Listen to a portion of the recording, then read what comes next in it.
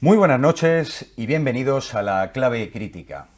Quien hace daño a un niño no merece ser llamado ser humano. Y hoy arrancamos con esa convicción, con nuestra más sincera repulsa a cualquier tipo de violencia, sobre todo la que se ejerce sobre los menores de edad.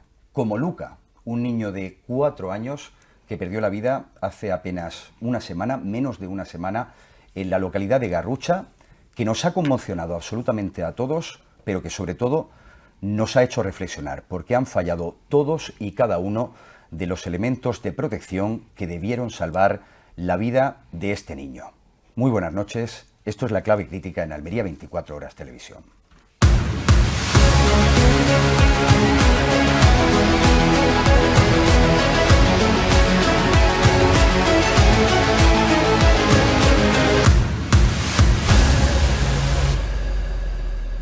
Sin duda hay noticias que nos gustaría no tener que dar nunca, y las que vienen relacionadas con homicidios, con asesinatos, con violencia, y al fin y al cabo son las que más odiamos, ¿eh? Y hoy tenemos que hablar inevitablemente de esto. Vamos a hablar de lo que ha ocurrido en Garrucha y de lo que parece que está ocurriendo al final en la sociedad.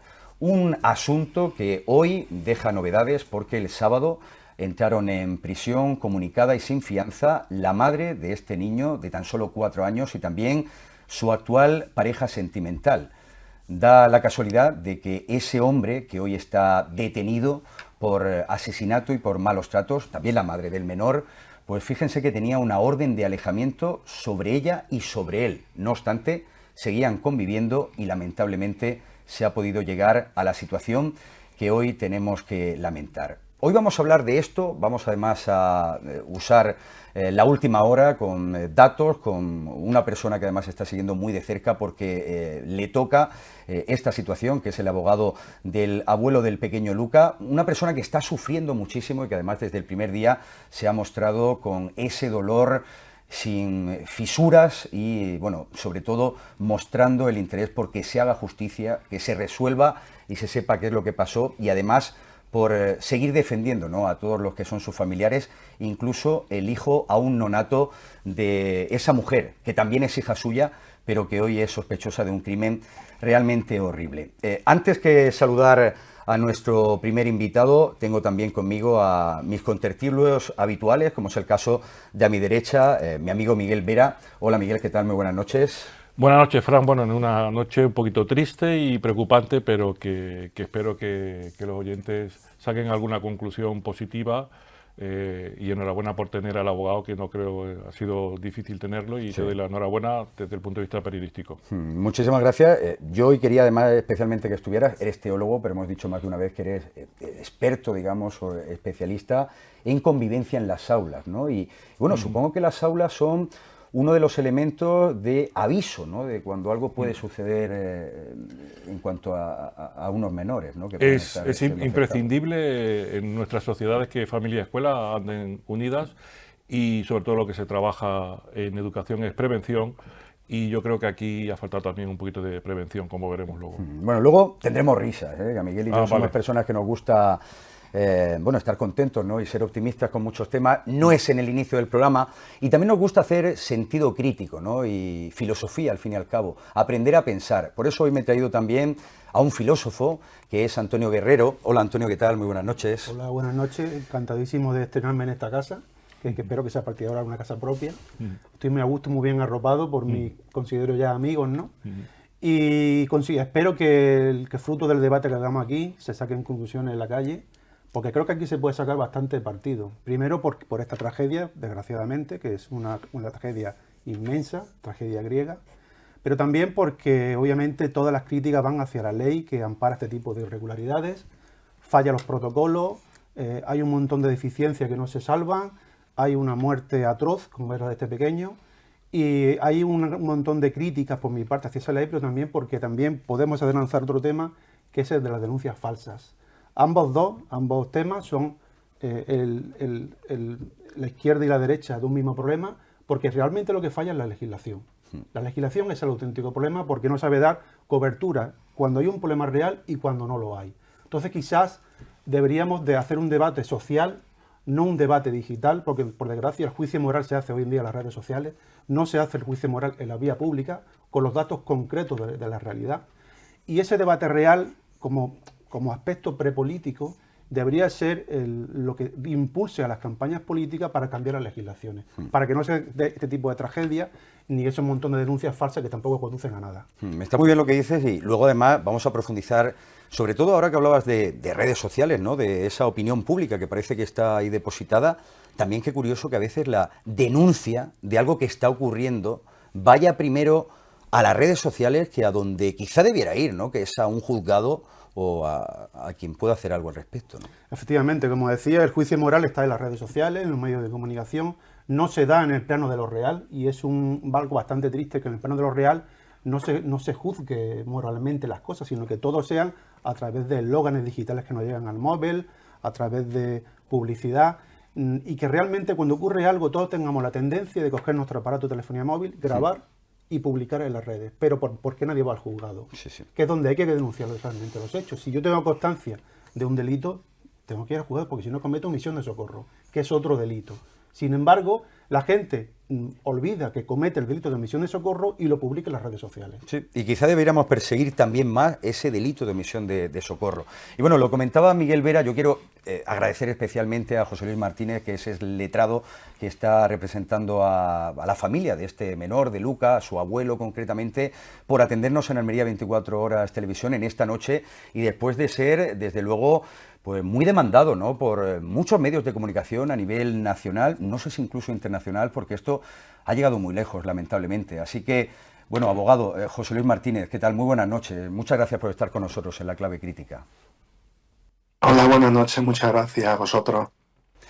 Suponemos que son días intensos, duros. Usted que además vemos que es especializado más de una veintena de másters en lo que tiene que ver con violencia, violencia familiar, violencia contra las mujeres, violencia también infantil. No sé cómo ha vivido, cómo está sintiendo, digamos, este suceso que ha estremecido a Garrucha, ha tenido 3 días de luto oficial, ayer que hacía el encendido navideño después de este drama. Para usted, como abogado con cierta experiencia, ¿cómo está siendo este caso?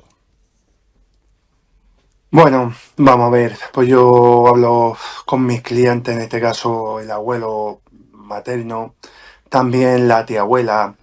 Lógicamente, yo como abogado, pues, hombre, te afloran los sentimientos, pero no puedo permitir que me afloren, porque lógicamente siempre se ha dicho el refrán que el peor abogado mío sería yo mismo. Entonces, es decir, aquí me han buscado para hacer justicia y lógicamente que paguen quien tenga que pagar. Y eso es el fin de la acusación particular. Usted ya han anticipado que va a presentarse el abuelo, la familia, la tía abuela, como acusación particular. Estamos ya personal, ¿vale? Es decir, ya se han presentado los escritos pertinentes, incluso hemos presentado un escrito solicitando la entrega del cadáver del menor a efectos de que pueda el abuelo materno y efectivamente que pueda incinerarlo. Ahora tenemos, lógicamente, el choque que puede haber porque el menor pues tiene la progenitora, entonces quizás incluso se ejercita alguna acción de jurisdicción voluntaria para la hora de tomar decisiones sobre el cuerpo del menor fallecido. Claro, este abuelo está ya preocupado también por un nonato, que es el segundo nieto, digamos, de esta hija, de Bárbara, ahora detenida.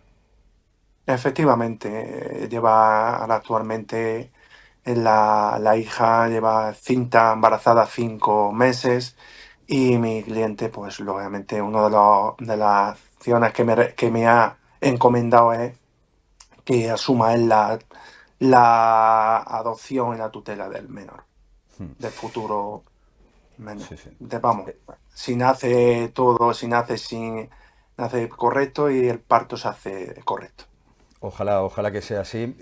José Luis, usted también ha querido dejar claro primero esa postura que está teniendo la familia, ¿no? Preocupada por lo que ha pasado, preocupada también por el nieto. No tenían ni idea, porque se ha especulado mucho de esto. Ellos no tenían constancia de que se podían estar produciendo malos tratos, ¿no?, con Luca. Efectivamente, el padre Martín, mi cliente, vive en Guadalajara. Él se dedica al sector de la construcción, el hombre. Lógicamente, pues él hablaba con su nieto, hablaba con la hija, pero él en ningún momento pues, ha sospechado de que a ese menor se le estuviera maltratando, igual que la tía abuela, que sí vive en la localidad de Vera, pero la tía abuela, pues bueno, cuando tuvo constancia de unas lesiones que presentaba el menor a la altura de la cabeza por esta zona, un derrame, entonces llegó bueno, le hizo una foto al niño, pues llevaba un gorrito y fue directo a la Guardia Civil a Sí, denunciar sí. los hechos. O sea que cuando tuvieron constancia hicieron lo que debían hacer. Y luego, sobre todo para nosotros comentar aquí en la mesa, es una apreciación personal, ¿no? No le voy a pedir que haga eso porque evidentemente tiene que mantener la objetividad y más con asuntos así, que tocan la sensibilidad. Pero claro, da la impresión de que aquí han fallado muchas cosas. Creo que había prevista una reunión de servicios sociales o de asuntos sociales para unos días posterior a lo que ha sido la muerte del pequeño Luca. Creo que había también una orden de alejamiento del padrastro, o la persona ahora detenida junto a la madre, desde el 20 de octubre. Sin embargo, seguían conviviendo. Iba al colegio este niño, en fin. ¿Qué ha podido fallar? ¿Usted qué entiende sobre A ver, bueno, esta yo protección? ya, yo ya, yo ya consta en algunos artículos, en algunos compañeros vuestros, en la publicación de que yo denuncié el fracaso, un fracaso a nivel, comenzamos a nivel social por la sociedad, porque lo que no puede ser es que cuando nos encontramos con esta desgracia, aparecen vídeos, grabaciones, pues yo lo veía ahí solo al colegio, yo lo veía con moratones, yo lo veía, pero bueno, vamos a ver por qué eso no se ha denunciado, por qué eso no se ha puesto en conocimiento de los familiares, porque si lo ponen en conocimiento de la tía abuela o de mi cliente, inmediatamente hubieran actuado. Entonces, claro, ellos en parte tienen la impotencia de decir no hemos podido hacer nada con mi nieto de 4 años que no se ha podido defender en ningún momento. Entonces, empezamos por ahí. Ese centro educativo o centro escolar, está viendo a ese niño, estáis viendo que presentaba a veces moratones, presentaba cosas que son desagradables, no se hace nada. Es decir, es que en general ha fallado todo, todo. Estoy completamente de acuerdo. Y además estamos viendo un vídeo, es horrible el vídeo, no solamente porque se presencia una agresión, sino porque se detecta el miedo del pequeño Luca, ¿no? A irse Sí, con este señor. pueden ustedes verlo, que nada más que el niño al cogerlo este señor, pues lógicamente el niño ya hace así con la cabeza, como con las manos, como diciendo, no me pegue. Entonces ahí estamos viendo un síntoma evidente, un indicio más de que ese niño estaba sometido a unos malos tratos habituales y era algo que era ya habitual en el menor de echarse en las manos a la cara o a la cabeza para que no le agredieran. Qué barbaridad. Entonces, pues sí, lamentablemente, y ese vídeo, pues esa persona o ese vecino que graba ese vídeo, que desconocemos la identidad, pues en vez de grabarlo y subirlo a las redes, pues Claro, vete a la policía, a la Guardia Civil y denúncialo. O vete a los familiares y dile, mira lo que está pasando con tu nieto, claro. algo. Pero nada, no se ha hecho nada.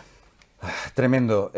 Bueno, no sé, Miguel Vera o Antonio Guerrero, antes de que despidamos a José Luis, que bastante tiene ya además de trabajo, me consta que es que no para de sonarle el teléfono en todo el día. Sí, No sé si queréis el hecho de preguntarle algo. perdonarme que cuando se corta es porque me están llamando y tengo que Claro, cortar la claro, llamada. claro. Y es verdad. No pasa nada, José Luis, se le entiende. Miguel o Antonio. No, yo solo esperar que haya justicia. El Ministerio de Justicia se pone toda su estructura, pero luego yo quisiera comentar la otra parte que deberíamos trabajar, porque ahora mismo tenemos un abogado que está haciendo su labor, Trabajo. Sí. su trabajo, pero como ha dicho, han fallado muchas otras cosas y tendríamos que... Las vamos a poner en orden. Antonio, ¿algún comentario? Pues nada más, simplemente como el compañero, que desearle que tenga mucho éxito en su labor judicial y que le caiga la máxima Muchas condena posible a los responsables de este gran delito, de esta gran tragedia. Pues Muchísimas José gracias, Luis, por supuesto que haremos justicia, por supuesto. Pues esperemos que sea así. De verdad que muchísimas gracias por su tiempo y por dedicárnoslo aquí en Almería 24 Horas Televisión. Pues muy amable, muchas gracias. Bueno, pues ahí Venga, están muchas gracias. sensaciones. Gracias, José Luis. Miguel, es que es verdad que hay que ordenar cosas. Yo me voy a quedar con lo último, si queréis, para empezar a opinar, que es, claro, mirar o señalar directamente a esas personas que, ante cualquier acción violenta, esta en concreto, en lugar de denunciar, nos vamos y lo ponemos en el Facebook o en el Twitter o en el Instagram, que no sé yo, si además pretendiendo que tengamos un alcance tremendo con algo tan llamativo, ¿no? Bueno, para el tema de violencia está la prevención, están los protocolos, están los medios. Antes de denunciar sí se puede comunicar. Porque nosotros, por ejemplo, en los centros educativos, cualquier pequeño detalle, aunque sea mínimo, hay que informar. No vas a ir a la Guardia Civil porque alguien le haya mirado mal o le haya pegado un empujón.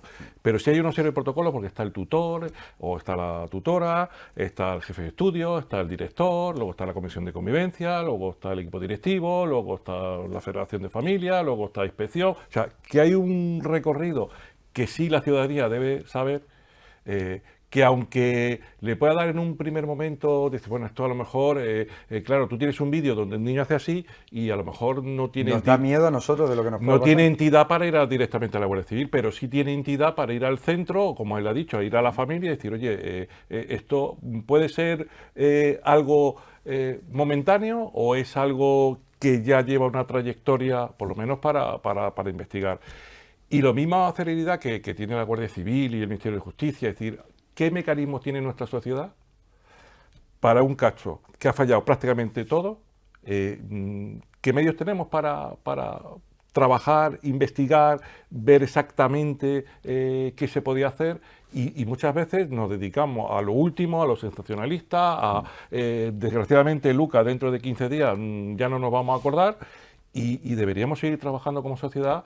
Porque lo hablábamos antes, es decir, ¿cuántos Lucas a esta hora de la noche Claro, pueden estar tener? en una situación similar, Miguel. Entonces, el tema, luego hablaremos de las denuncias, a mí el tema con el tema de violencia, prevención, ley y protocolos, el tema de las denuncias, los datos son evidentes, son mínimos, y antes de denunciar es comunicar o a la familia o al centro educativo, como mínimo cualquier tipo, porque los protocolos, y ya con esto acabo, nos creemos que hay protocolos de acoso en los centros. No hay protocolos de acoso, hay protocolos en supuestos casos de acoso, o sea que los protocolos se activan para saber si hay acoso. Si es realmente un acoso o no lo es, ¿no? Y de 20 que se abren, pues a lo mejor 1 o 2 dan positivo, Claro. y 18 no dan positivo. No lo son. Claro, hombre, yo supongo que debe ser complicado, después de todo lo que son los niños o los menores, ¿no? Que es verdad Claro. que cuando no se dan un porrazo, en fin, se pueden hacer una brecha incluso en la cabeza. Pero entiendo yo, Miguel, y ahora le pido también opinión a Antonio, pero no sé si sabes cómo funciona, quiero decir, entiendo que se podrá aceptar una respuesta de un progenitor de se ha caído jugando, pero hasta un número determinado de veces, ¿no? Hombre, cuando un niño viene con unos golpes en casa, Que lo mismo en el hospital, perdón, creo que ocurre eso igual. inmediatamente el centro tiene la obligación de llamar a asuntos sociales y si es más grave, comunicarlo a la Guardia Civil. O sea que, pero por lo menos, que estamos hablando de autoridades, de que es un centro educativo, si una mamá o un papá puede ver algo, inmediatamente lo tiene que comunicar. Y ya los responsables, los especialistas, pues ya tomen mano. Pero si lo que decía el compañero, tú ves en redes algo raro y ni siquiera lo comunicas, y en eso hacen una labor muy importante los aliados que son los propios chavales. Porque los primeros que se enteran, y lo decía antes el tema de las redes, de cualquier acto de violencia, son los propios chavales. Entonces, por eso el esfuerzo y esos 25 años de formación, no solo a las familias, sino a los propios jóvenes y chavales en los coles, para que sean los grandes aliados en la prevención.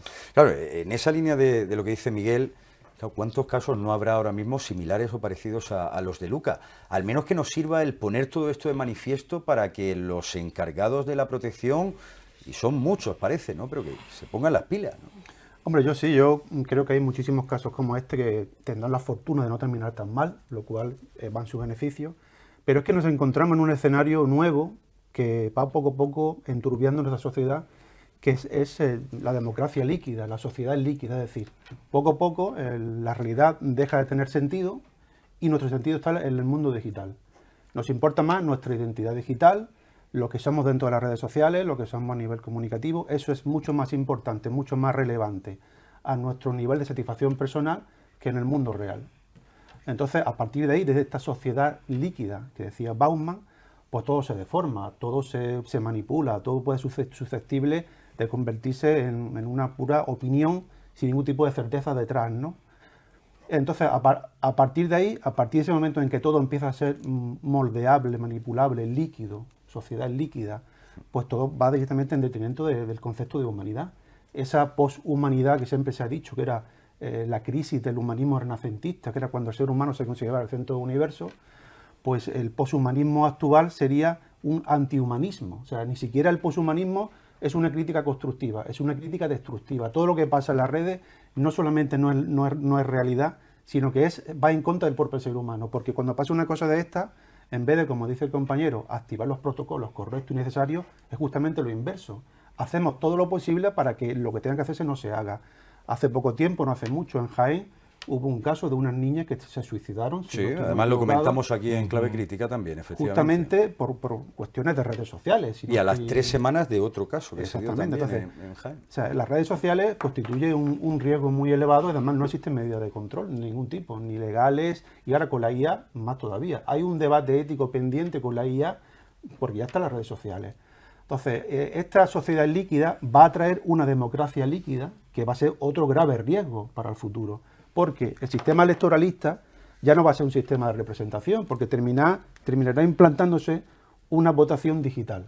Entonces, a partir de ahí, el nivel de manipulación va a ser terrible.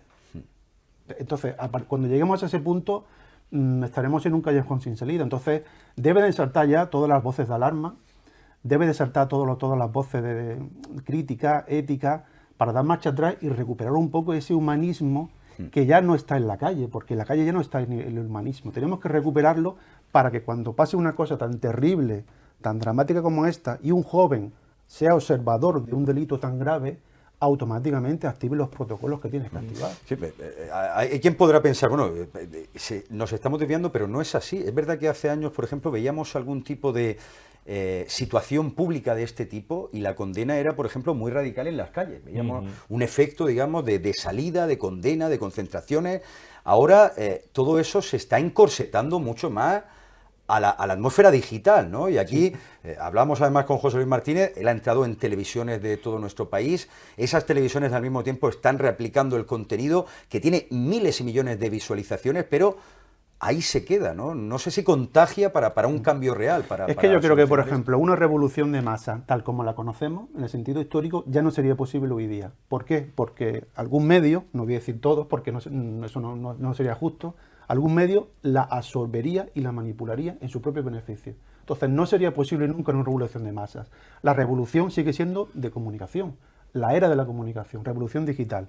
Entonces ese es el contexto en el que nos movemos. Entonces, ¿qué soluciones haría yo para que estas cosas, para que el juicio moral estuviera en la calle, no en lo digital? Pues recuperar un poco los valores humanistas, recuperar el debate sobre lo que importa, no sobre lo digital, sobre lo real.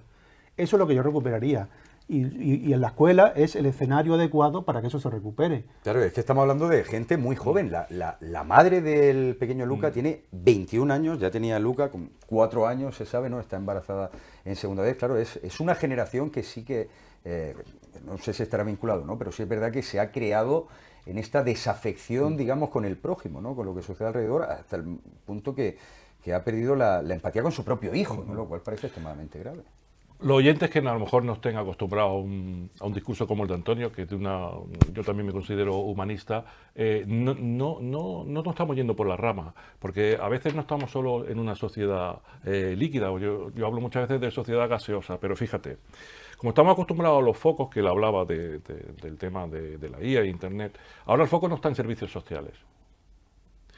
Si el foco estuviera en servicios sociales, se trabajaría mejor en servicios sociales. Servicios sociales dirá que está saturada y no podrá hacer una investigación de qué ha sucedido. Y dos cosas.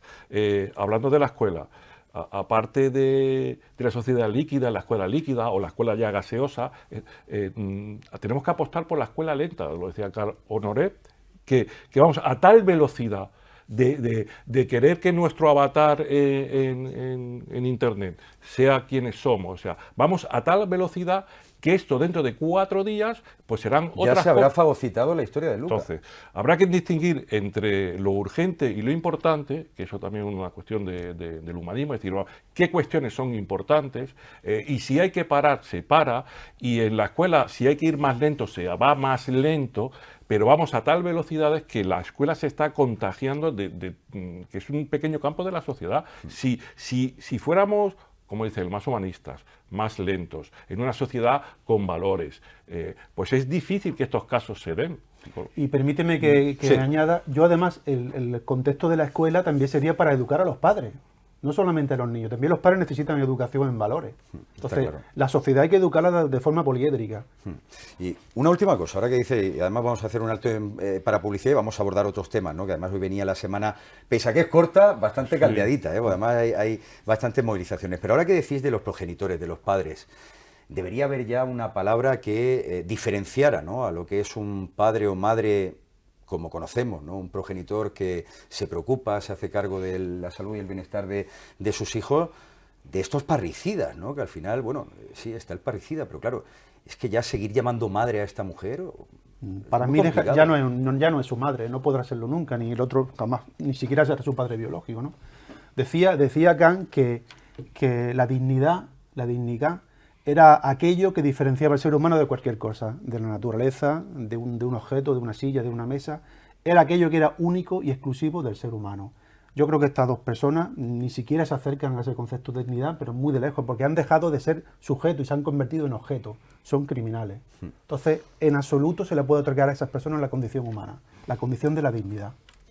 Yo, aparte de ser un fan, considero que, y lo hemos hablado aquí muchas veces, es decir, lo que nos puede salvar es la dignidad de todo ser humano. Yo me tengo que agarrar a la esperanza. Efectivamente hay familias desestructuradas, hace falta mucho. Yo me he dedicado 30 años a la formación de madres y padres, lo que digo, prácticamente ha sido formación de madres y algún padre despistado, porque todavía estamos en una sociedad patriarcal que cada vez que da formación no aparece un padre. El cambio está lleno de mujeres. Pero vamos, ni el 2%, vamos. Pero también hace falta formación al profesorado para que en estos casos sepan, y ellos te lo piden. Claro. Yo también me dedicaba a la formación del profesorado y dice, mira, nos faltan herramientas emocionales, nos faltan herramientas socioemocionales, nos faltan habilidades, capacidades.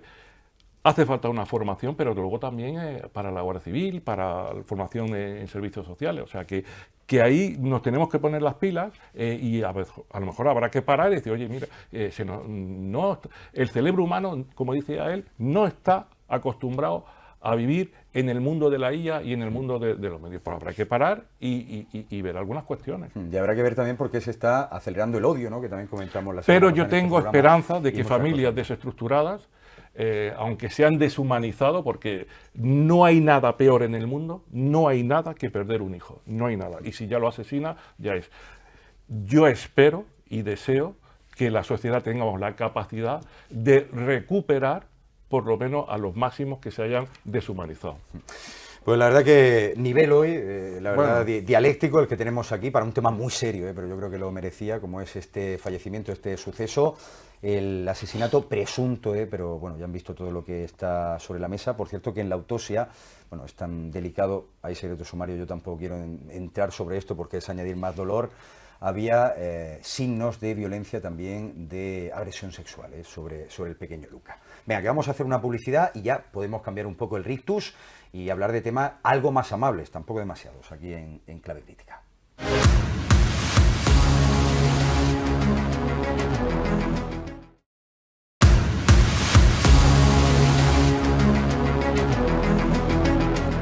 Pues ya estamos de vuelta y bueno, hemos empezado la semana, que es más corta de la normal, con esto del Puente de la Constitución y la Inmaculada, pero que bueno, va a tener bastante ajetreo. Sin ir más lejos y luego vamos a ir con ello, hay reivindicaciones por un lado del sector del manipulado. Hoy se han concentrado frente a Coexpal para pedir la negociación del convenio del manipulado. Fíjense que son unas 30.000 personas en Almería, piden entre otras cosas que se suba su sueldo por encima del salario mínimo interprofesional, y cuando tanto se habla de las jornadas de 35 horas semanales, pues este colectivo está intentando bajar de 46 a 40 horas semanales.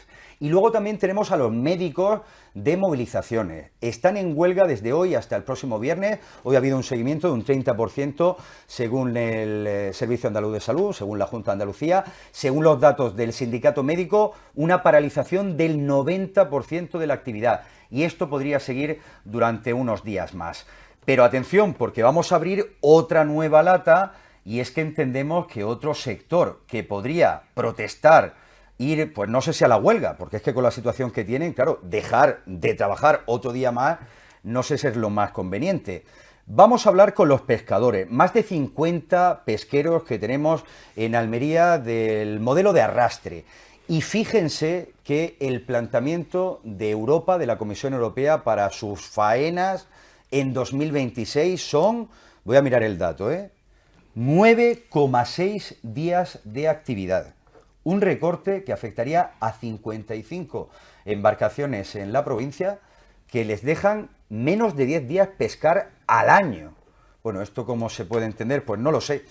Pero voy a intentar que me lo explique José María Gallar, que es el presidente de la Federación Andaluza de Asociaciones Pesqueras. Si es que él lo entiende, que yo creo que tampoco. Hola José María, ¿qué tal? Muy buenas. Hola, ¿qué hay? Muy buenas. Pues, como tú bien dices, explicación prácticamente ninguna, porque es incomprensible.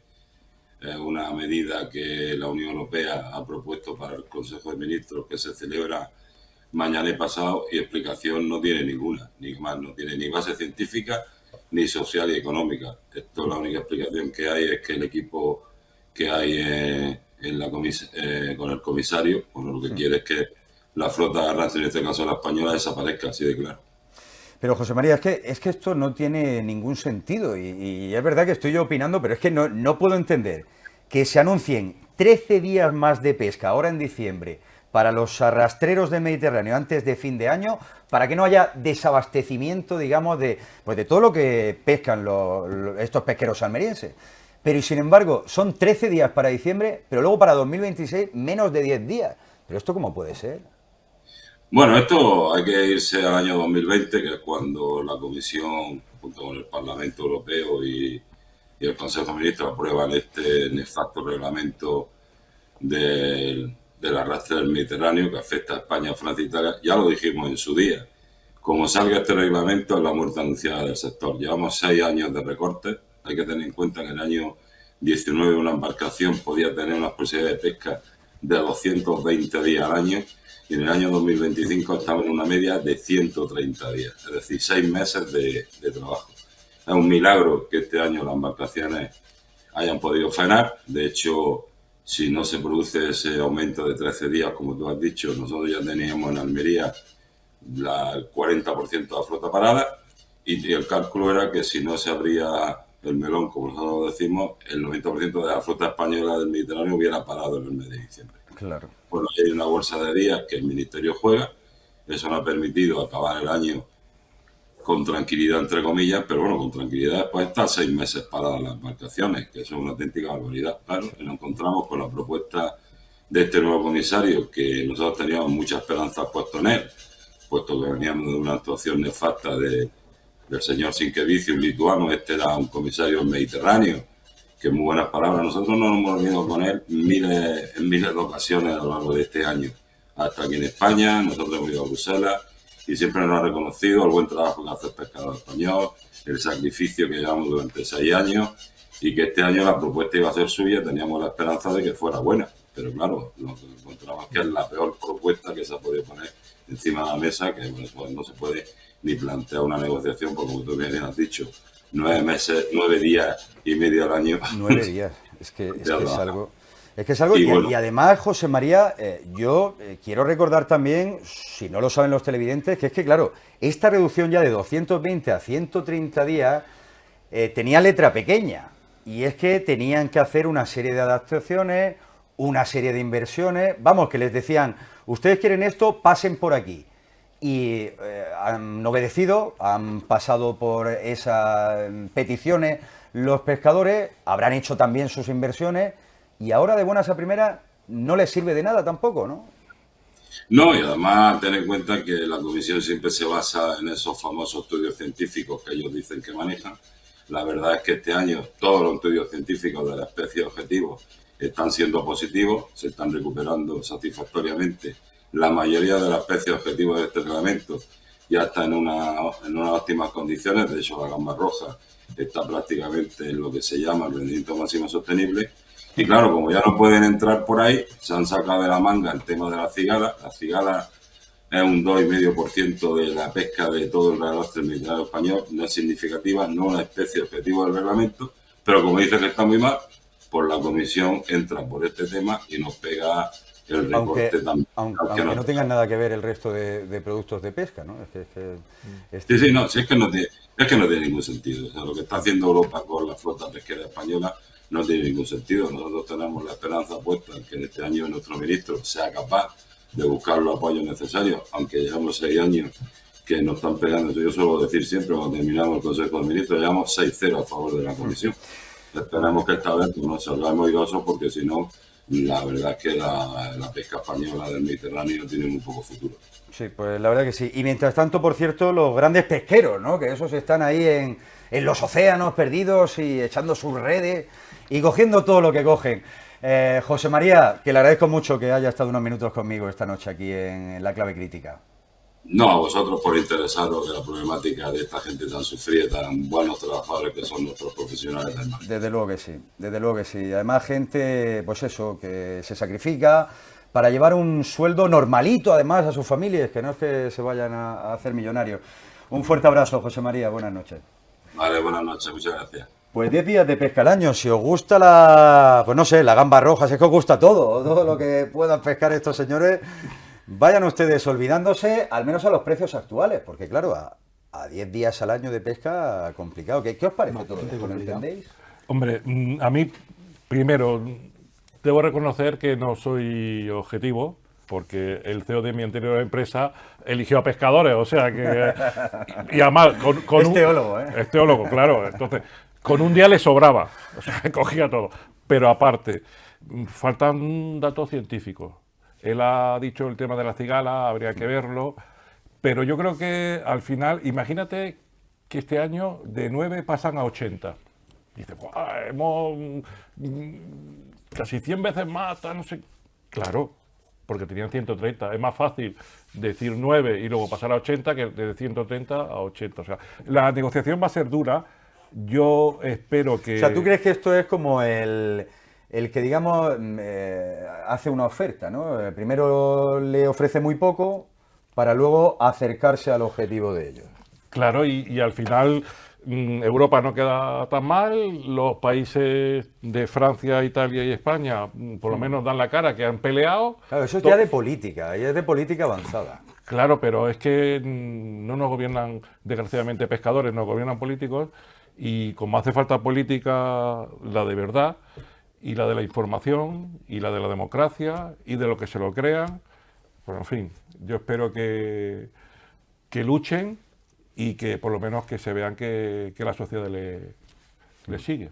Sí, hombre, a mí lo que me ha llamado la atención, y yo he podido ver algunos de esos informes medioambientales, es verdad que ellos, al menos los que ellos ofrecen, y hablan de organismos oficiales, digamos, de nuestro país, no parece que los caladeros estén mermando, o al menos si está ocurriendo, no se debe a la pesca de arrastre. ¿Tú cómo ves esta Hombre, situación? yo a la luz de los hechos que estamos diciendo aquí, aunque yo no soy un experto en este sector, pues coincido en la opinión de que no tiene mucho sentido todo aquello que esas medidas que se están tomando contra ellos, porque no creo que ellos sean un riesgo ni contra el medio ambiente, ni contra el sector pesquero, ni contra nadie. Yo creo que son víctimas más bien que verdugo en este caso, ¿no? Y en ese sinsentido que me parece a simple vista los datos que se están aportando, yo quisiera dar una lanza a favor de este trabajo artesanal, porque no deja de ser un trabajo artesanal, otro de los trabajos artesanales que se están cargando se están perdiendo. de desaparecer. O sea, en la cuarta, yo creo que ya estamos en la cuarta revolución industrial, pues poco a poco lo que toca ahora es sacrificar y eliminar todos los trabajos artesanales que tenemos por delante para que otras industrias usurpen ese sector productivo y se lo queden como propio. Entonces, los trabajos artesanales no deberían desaparecer, ni debería la clase política permitir que desaparecieran. O sea, tiene que haber algún tipo de medida para que su labor, porque es una labor humana, el trabajo artesanal hace una función social, el mercado de barrio, la tienda de barrio, hace una función social importantísima que ningún partido político se puede permitir el lujo de perder, ¿no? Y a mí me recuerda mucho todo esto a un libro de Saramago, que seguramente al compañero le vendrá también a la mente, y en el libro de Saramago se describía una sociedad en la que todo era una gran superficie, todo ocurría dentro de una gran superficie, y lejos de ella los trabajos artesanales de toda la vida iban desapareciendo, se iban hacia barrios marginales, se iban hacia descampados marginales, hasta que se convertían en trabajos que tenían que producirse dentro del entorno chabolero. Entonces, me parece que una sociedad donde esto nos permitamos el lujo de que se aparezca esta riqueza cultural, va a ser una sociedad pobre, claro, en el fondo.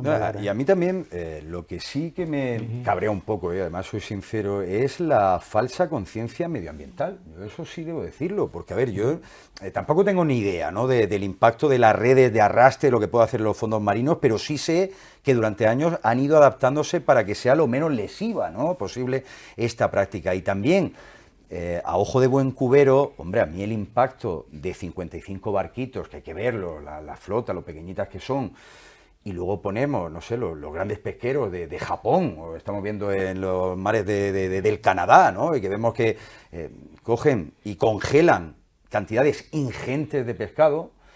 Yo no sé qué es más tolerable. Lo que sí que me parece es que se está, como decía Antonio, beneficiando a los grandes capitales o los grandes barcos pesqueros frente a esas economías pequeñitas que son de 20 familias en un barquito que le llevan de comer a su casa. Primero, tendría que aclarar el tema de la flota de arrastre.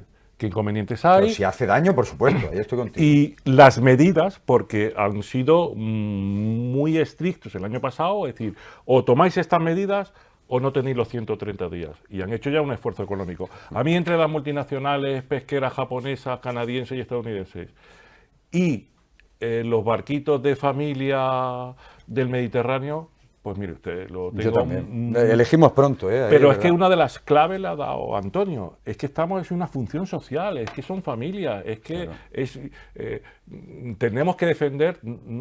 somos los campeones de la cultura... Son modelos familiares. De la economía mediterránea. Oye, pues esa vida mediterránea que nos está consiguiendo, que somos los que más calidad de vida tenemos, pues a lo mejor es por estar al sol, comer pescadito... Totalmente. Bueno, es que ya nos van a quitar hasta el pescado fresco. El problema es que si la pesca de arrastre consiguieran hamburguesas, no habría ningún problema. Pero como es pescado y es sano, pues a lo mejor esa competencia pues no... Habría que seguir peleando. Nos iremos con los pescadores a Bruselas, eso sí, que nos inviten unas pequeñas gambas. Hombre, sí, una gambita. Yo sacaría un tema peliagudo en el mundo político, que es una palabra que me encanta, que nadie sabe lo que significa, pero a mí me encanta, que es la sofocracia. ¿Sofocracia? ¿Qué es la sofocracia? Pues la sofocracia era el gobierno de la República Platónica, es decir, en el que solamente los expertos, los filósofos, los sabios... El gobierno de los sabios, que decía Platón. Entonces yo me pregunto ahora, en estos grandes pensadores a nivel europeo que toman estas medidas, ¿alguno conoce algo del sector de la pesca? Eso es lo que piden muchas veces. Eso es lo que yo me pregunto. Que bajen, ¿no? Y que conozcan y... Que bajen el mundo real. Claro, y que opinen desde ahí. Yo sí le he dado la vuelta, es decir, no sé si tienen que gobernar los sabios, porque yo al final yo apuesto por lo menos malo, que afortunadamente es la democracia, pero lo mismo que para dar clase o para ser médicos hay que hacer unas oposiciones, nos tendríamos que plantear unas oposiciones para la política y la gente honesta, sana y con conocimiento, es decir, bueno, usted es de lo mejorcito que tenemos, ha hecho unas buenas oposiciones, lo ha demostrado como hacen los chinos. Sí, que luego se vote, pero entre una comunidad de sabios. Los chinos lo tienen muy claro. Primero te ponen de alcalde de un pueblo de mil, luego te pasan a una ciudad de 100.000. Y vas subiendo y te vas haciendo y formando, y ya de todos esos van cogiendo los mejores. Yo afortunadamente prefiero España que no China, pero el tema de formar a nuestros políticos también sería un tema a tener Fíjate en cuenta. como en esto nos ganan los alemanes, porque para hacer funcionario público no es una crítica a los funcionarios españoles, que por desgracia hay que declararlo todo hoy en día, ¿no? Pero fíjate cómo nos ganan en eso, porque para hacer funcionario público de cualquier sector no basta con aprobar oposiciones y tener el título. Además, tiene que tener 15 años previos de experiencia en el ese sector privado. para poder presentarte a las oposiciones. Claro. Si no, no puedes opositar. Entonces, obviamente, el opositor que apruebe la plaza es un gran conocedor de los trabajos que va a hacer. Hombre, sí es cierto. Sabe de lo que habla. Sí es cierto en cuanto a los funcionarios, y ahí sí nos estamos saliendo un poco de tema, pero la gran vocación o el gran sueño de los trabajadores españoles en la actualidad y tal y como está el empleo, la precariedad de salarios y demás, es acabar como funcionario, Pero ¿no? que no nos hemos ido. En alguna administración. Al final es un poco lo que buscamos prácticamente todos. Pero no nos hemos ido porque estábamos hablando que las decisiones las van a tomar unas personas políticas Claro, europeas. allí en su cúpula. Yo apuesto siempre por la experiencia, pero por la experiencia real, porque hay gente que tiene 15 años, pero tiene un año de experiencia y 14 de repetición. A mí no me vale que uno esté, no, es que llevo en Europa 15 años, pero ¿usted qué ha hecho? ¿Usted conoce la flota ¿Qué de ha hecho? arrastre? ¿Usted ha visitado el Sí, luego está el también Mediterráneo? la falta de fórmulas para controlar el rendimiento, que eso también sería Claro. otro día para echar ahí un buen ratillo. O sea, la experiencia no es solo estar calentando la silla, sino tener un recorrido experiencial. Que a veces, no, es que hasta 15 años, no. Yo lo que decía, 15 años de experiencia real, no de repetición. Claro, porque si no convertimos al opositor en un perfecto entrenador de pruebas. Sí. Y al Un final, superador de pruebas. claro, al final es el examen, ¿no? Más el que examen, lo que va a hacer luego en su trabajo. Bueno, pues ya que hemos entrado en estas polémicas también de la semana, veremos si se movilizan o no los pescadores. Los que ya están movilizados son los médicos. En parte es curioso, porque en este caso lo que están pidiendo es que en el Estatuto Marco sean tenidos en cuenta como una figura de negociación. ¿Qué ocurre? Que exactamente en los representantes sindicales ahora mismo se quejan los médicos que como son porcentualmente menos en los centros médicos hospitalarios, pues no están bien representados y dicen que se están tomando decisiones de las que ellos no son partícipes. En lo que a nosotros nos afecta, hoy, primer día de huelga. Se habla de un 90% de la paralización de actividad. Yo tengo constancia de muchas personas a las que le han escrito hoy un mensaje y le han informado de que se cancela o se retrasa la cita que tenían con cualquier especialidad médica. Y bueno, esto no es muy común, Antonio, pero es un derecho que también tienen los médicos, igual que lo tienen los policías, y es el acudir a la huelga. Sí. Claro, aquí es complicado porque el que un usuario de la Seguridad Social llegue y no sea atendido en el día de hoy, no sé si le genera el seguidismo a la manifestación que tienen o a sus reivindicaciones. Sí, pero bueno, el caso es que yo entiendo está al muy paciente. molesto. Entiendo al paciente que llega, que le cuesta mucho trabajo pedir cita, que tiene que estar durante 2 horas esperando para que le den cita. Yo entiendo que luego ve una huelga, ve una concentración médica, empiezan a decir, digamos, comentarios negativos sobre la clase médica. Pero es que hay datos que no conocen los pacientes, como por ejemplo, que los médicos no cobran el plus de nocturnidad. Entonces, cualquier trabajador de cualquier sector que tenga público o privado, cuando trabaja de noche cobra un plus de nocturnidad y si trabaja en fines de semana efectivo, un plus de efectividad. Sin embargo, los médicos no cobran el plus de nocturnidad. Entonces, es una reivindicación más que justa. Entonces, y además tienen una ratio de pacientes muy grande. ¿Por qué? Porque no hay profesionales médicos ahora mismo que estén ejerciendo la profesión en el sector público. ¿Cuál es el problema? El problema es que no se sacan plazas. Si no se sacan plazas, los médicos que hay no pueden absorber toda la demanda clínica, que es muy grande, por cierto, y por mucho que ellos lo intenten, no dan abasto con esa grandísima demanda clínica, ¿no? Pero es que encima las condiciones de trabajo no son las legales, porque si un médico hace una guardia y no tiene el rendimiento económico que por ley debería de obtener en comparación con otras legislaciones como el Estatuto de Trabajadores, que es la básica, pues entonces sus reivindicaciones y sus quejas son más que justas, ¿no? Yo también haría una crítica, en este caso, a la desinformación, porque hay una pésima o ninguna educación sanitaria. Es decir, la mayoría de los pacientes que acudimos, y yo me incluyo como paciente también, a los centros de salud, realmente vamos por dolencias que no merecen ningún tipo de asistencia. Por ejemplo, el hospital, ¿no? Que llegamos con la gripe, ahora es muy La común. gripe, por ejemplo, cuando a una persona le pica un mosquito no es para ir a urgencia. Claro. Pero hay gente que le pica un mosquito y va a urgencia. Y no estoy exagerando absolutamente no, nada. totalmente. Esto no es en absoluto una exageración. Sí. Son datos reales, ¿no? Entonces, ¿qué ocurre cuando esa demanda clínica, que no tiene la educación sanitaria adecuada, colapsa las urgencias? Que cuando viene una persona con un problema urgente, grave, de verdad, no es atendido de la forma adecuada.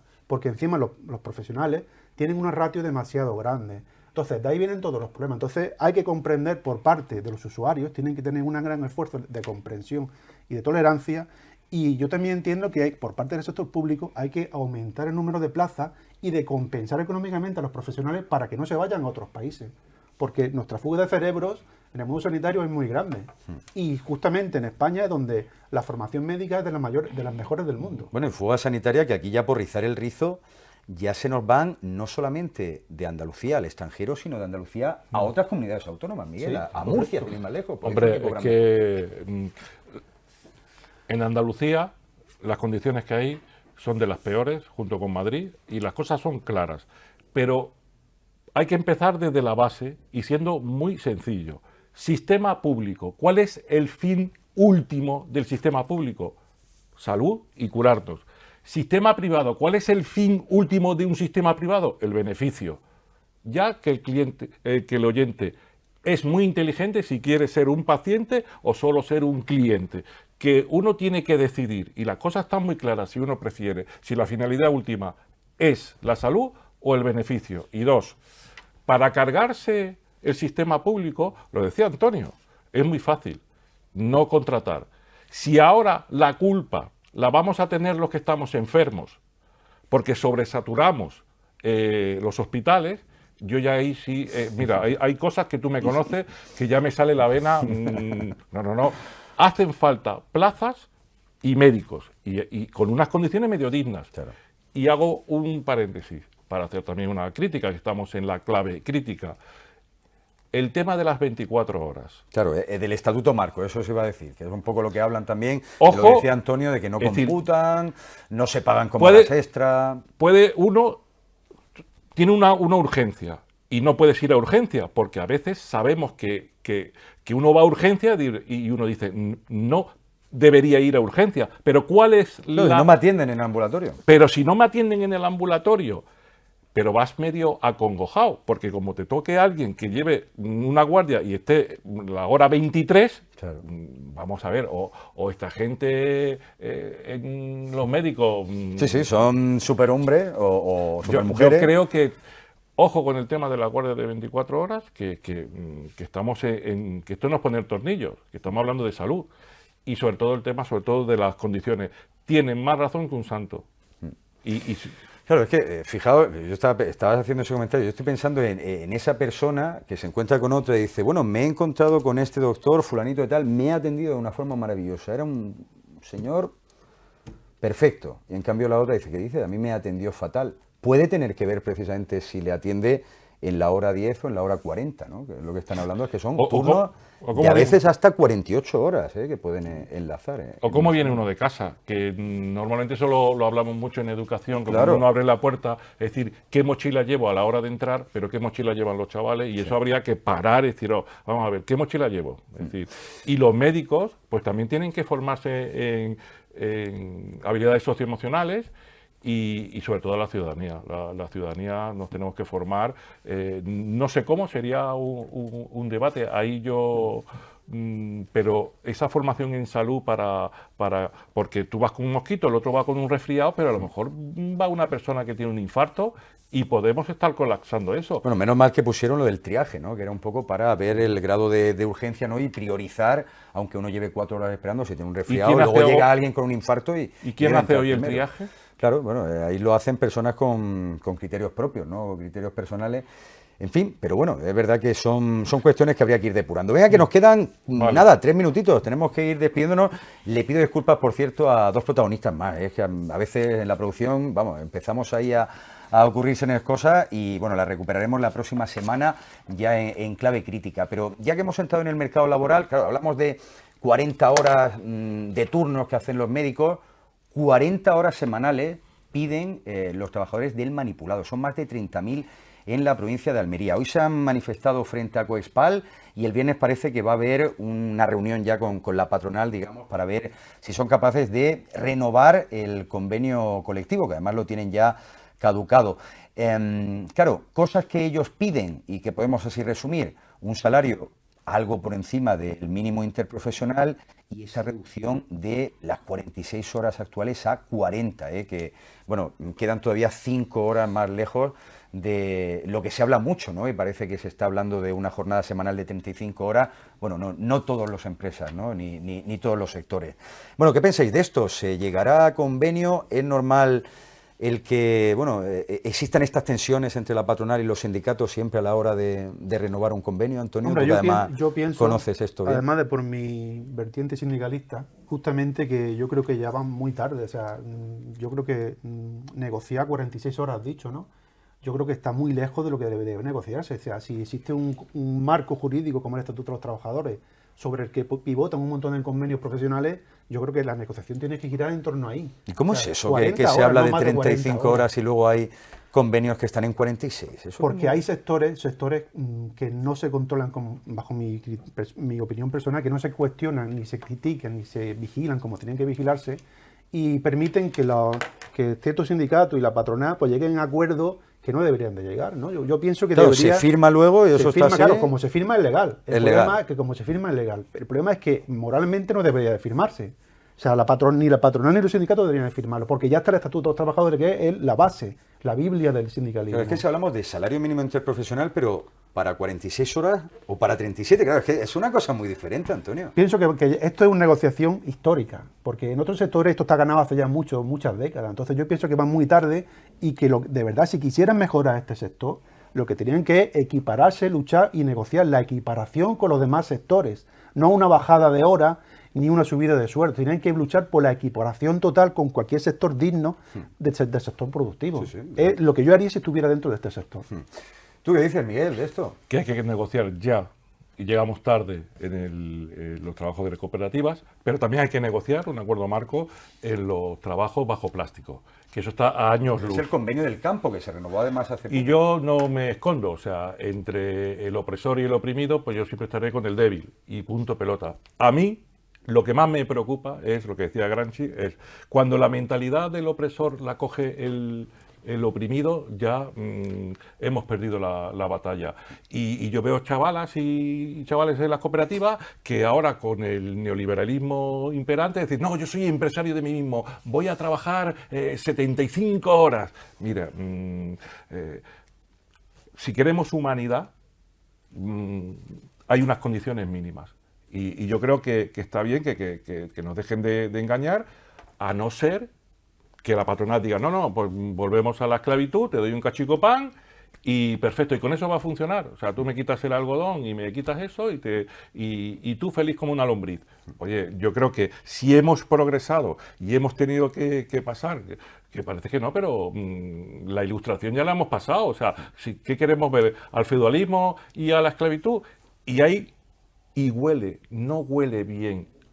Lo que está pasando dentro de las cooperativas y lo que está pasando bajo plástico, moralmente, éticamente y humanamente, hay que resolverlo. Y me parece interesante, y ya para terminar, que a veces los trabajadores se encuentren incluso en una situación de cautela a la hora de reivindicar todo esto, porque son 30.000 almas, son 30.000 empleos y entiendo que 30.000 familias que al final, claro, necesitan estos emolumentos, Antonio. Claro, la palabra clave es miedo. Lo que le pasa al trabajador es que tiene miedo. Tiene miedo porque la mayoría de las luchas que tienen que emprender son luchas individuales. Entonces, son luchas que siempre son luchas que se pierden, porque el empresario tiene más fuerza que tú. Entonces, esa lucha individual está condenada al fracaso. Yo lo que recomiendo, como sindicalista, que también que soy, es a los trabajadores intentar unirse, sumar fuerza, porque la lucha colectiva es la única oportunidad que tiene el trabajador de conseguir un objetivo. Entonces, aunque sean 5 personas, pero que esas 5 personas pongan una denuncia colectiva. Y eso siempre le dará un respaldo que la lucha individual. Porque la lucha individual suele terminar condenada al fracaso. O sea, que lo de la unión hace la fuerza, eso Hombre, sigue por supuesto. Y bien, venga, que nos vamos. No, y el miedo tiene que cambiar de bando también. Yo estaba apuntando, la clave está en el miedo, efectivamente, si no cuentas con el miedo, las condiciones hubieran mejorado. Y me va a dejar que yo termine. Además. Quisiera recomendar el libro el libro de la semana, que se llama La utilidad de lo inútil, de lo comillas, aparentemente inútil. Y una recomendación a los que nos ven. Dentro de poco vendrán las reinas magas y quizás nuestros hijos y nuestras hijas no necesiten cosas físicas, sino a lo mejor necesiten tiempo, y un tiempo de calidad. Yo creo que es el mejor regalo, pero claro, eso no se toca. A lo mejor no puedes presumir, mira qué pedazo de regalo tengo, pero ese valor de lo aparentemente inútil, que es simplemente tiempo, un tiempo de calidad, no marcando nosotros las pautas, sino dejándonos llevar por nuestros niños y nuestras niñas, yo creo que sería uno de los mejores regalos que nos pueden hacer las reinas magas. Pues me parece muy bien, y el regalo que nos has hecho tú, que además Antonio yo creo que está conmigo, que te lo vamos a aceptar, incluso yo me la voy a tirar aquí y le voy a pedir a nuestros oyentes, como son las 10 y poco, que nos hemos pasado un par de minutillos, pues que aprovechen ahora, si están despiertos los niños, aunque estén dormidos, vayan, les den un beso, les den un abrazo, y les hagan sentir que están ahí, sobre todo después de tener que lamentar noticias en las que ocurre todo lo contrario, lo que no debería pasar en nuestra sociedad y nunca con nuestros seres queridos. Con Miguel Vera hoy. Y el próximo libro, el de Antonio. Y hablaremos con Antonio Guerrero, que entonces te fichamos también aquí en los colaboradores, ¿no? Yo por mí encantado, un honor. Perfecto, uno más, que hoy por cierto nos ha quedado un poquito amplia la mesa, nos ha fallado, nuestra parte femenina, que a mí me gusta mucho. Además, pero es que, están los virus, la gripe, están las cosas muy malamente.